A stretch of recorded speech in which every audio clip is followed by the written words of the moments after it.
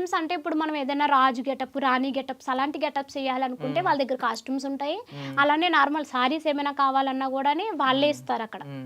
లేదు మనకేమైనా మనం కాస్ట్యూమ్స్ మనం తెచ్చుకోవాలి అనుకుంటే మన కాస్ట్యూమ్స్ కట్టుకోవచ్చు. అక్కడే టిచ్చింగ్ చేసే వాళ్ళు ఉంటారు, మేకప్ చేసే వాళ్ళు అప్పటికప్పుడు టిచ్చింగ్ చేస్తారు. అన్నీ ఉంటాయి, అక్కడే ఉంటాయి. మనకి ఒకవేళ ఏదైనా కాస్ట్యూమ్ నచ్చింది అనుకో అక్కడ అడిగి తీసుకెళ్ళిపోవచ్చా?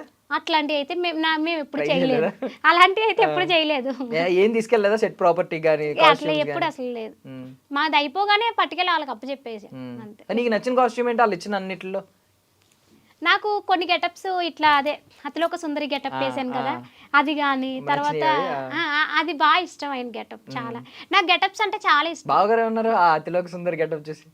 ఎందుకు లేదు, కావాలని అడుగుతున్నా.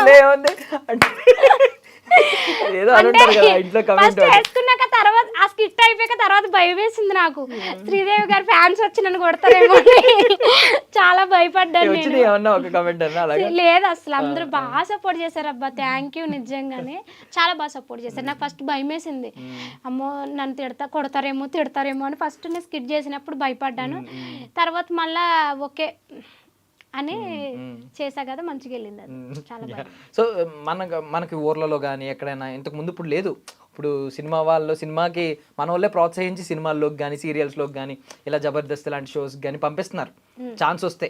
ఛాన్స్ కోసం ఒకప్పుడు మాత్రం ఇదేదో భయం వేసేది, ఊర్లలోంచి ఇక్కడికి వస్తామంటే భయం వేసేది, ఇంట్లో వాళ్ళకి భయం వేసేది.